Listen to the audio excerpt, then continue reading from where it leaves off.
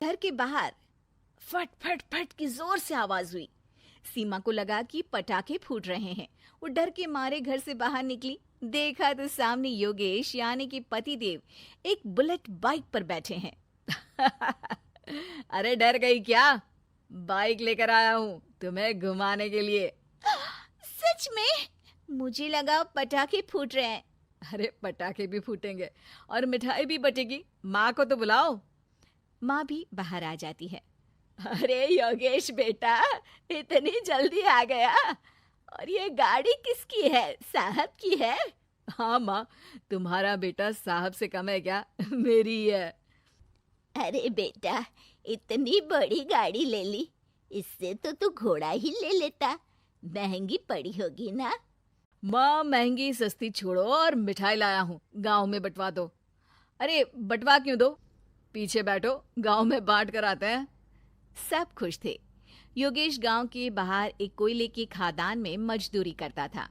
मेहनत और अकल से उसने वहां ठेकेदारी का काम सीख लिया और सूझबूझ से ठीक ठाक पैसा बनाने लगा। गांव में बात फैल गई कि योगेश के घर धमाका गाड़ी आई है। ऐसी गाड़ी पहले कभी किसी ने गांव में तो देखी नहीं थी। योगेश और माँ गाड़ी से वापस घर आ जाते हैं। बेटा, बाबूजी ऊपर से देख रहे होंगे और आशीर्वाद भी दे रहे होंगे तुझे। वो होते तो उनको भी घुमाता माँ। पूरे गांव में नाच नाच के मिठाई बांटने जाते। जैसे मैंने नाच नाच के बांटी थी जब वो अपने लिए एक साइकिल लेकर आए थे। बस बस, बाबूजी दो बात भी सुनाते कि फटफट वाली फटफटी ले आया। सीमा आगे कहती है, अपने लिए तो ये गाड़ी ले आए और मेरे लिए? अरे ये गाड़ी तुम्हारे लिए ही तो है। पक्का मेरे लिए है? अरे पक्का तुम्हारे लिए है। अगली सुबह जब योगेश सो रहा होता है तो उसे बाहर से गाड़ी की आवाज आती है। वो घबराकर चिल्लाता है, चोर चोर, मेरी गाड़ी ले जा रहा है, चोर चोर। माँ भी जागती है और योगेश के साथ दरवाजे की तरफ भागती है। जैसे ही दोनों बाहर निकलते हैं तो देखते हैं कि सीमा गाड़ी चला रही है। अरे बहू, नाक कटवाओगी क्या? ये क्या कर रही हो? अरे गिर जाओगी, ये क्या कर रही हो तुम?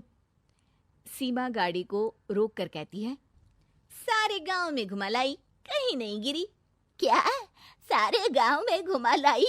अरे लोग क्या कहेंगे बहू? सोचा क्या एक बार? यही कहेंगे कि कितनी अच्छी गाड़ी है। अरे तुम्हारे बारे में।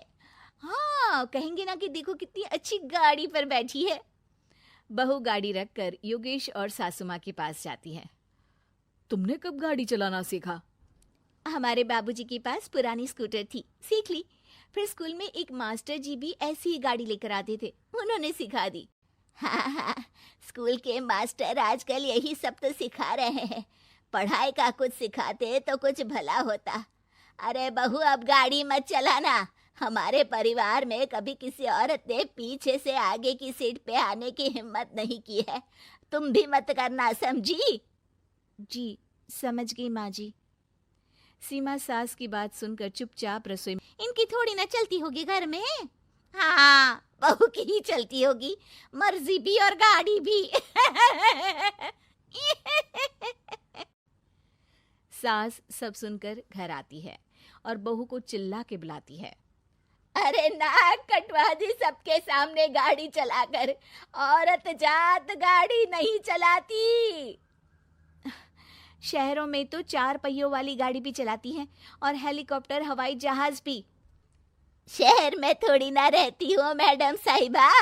आज के बाद गाड़ी से ही नहीं, यूं भी निकलना बंद तुम्हारा घर से। माँ सही कह रही है, कहीं भी जाना हो तो मुझे बता देना, मैं लेकर चलूंगा। आज माँ को तुम्हारे कारण कितनी बातें सुननी पड़ी। इतना कहते हुए योगेश वहां से चला जाता है। बारिश की वजह से कारखाने के रोड पर कीचड़ रहता है, इसीलिए योगेश गाड़ी घर रख कर जाता है और किसी से लिफ्ट लेकर कारखाने पहुंचता है ताकि नई गाड़ी गंदी ना हो। लेकिन शाम को इतनी तेज बारिश होती है कि उसे वापस आने का कोई साधन ही नहीं मिलता। बारिश बढ़ती जाती है, रात के 11 बज जाते हैं। रास्ते में एक नदी का ब्रिज है, अगर उस पर पानी आ गया तो योगेश कारखाने में ही फंस जाएगा। पूरी रात भूखे प्यासे बितानी पड़ेगी। घना अंधेरा, बिजली की कड़कड़ाहट और तेज बारिश। राजेश डर भी रहा था, ठंड से कांप भी रहा था। तभी उसे रोड से आती हुई एक रोशनी दिखती है। वो देखता है कि उसके सामने एक बाइक आकर खड़ी हुई है। वो ऊपर वाले को धन्यवाद देकर उस बाइक वाले आदमी की तरफ बढ़ता है, पर पास जाकर देखता है तो भौचक्का रह जाता है। सीमा, तुम यहाँ इतनी बारिश में गाड़ी पर? पहले बैठो तो, नदी ब्रिज पे आ जाएगी तो जाना मुश्किल हो जाएगा। योगेश गाड़ी के पीछे बैठता है। सीमा गाड़ी चला रही है। मैंने तो तुमको पहचाना ही नहीं। गाड़ी की आवाज तो पहचानी होगी ना। अरे पर मुझे नहीं पता था कि तुम आओगी। अच्छा किया कि तुम आ गई। माँ नहीं आने दे रही थी, पर हमेशा पति पत्नी की रक्षा थोड़ी ना करेगा, पत्नी को भी तो करनी चाहिए। योगेश को सुबह अपने किए पर पछतावा होता है। उसकी आंख में आंसू आ गए जो बारिश की बूंदों में बह गए थे। उसके बाद सीमा को सास ने और योगेश ने खुशी खुशी समाज की सीमा लांघने की मंजूरी दे दी। अब वो जहां भी जाती फट फट फट गाड़ी पे ही जाती।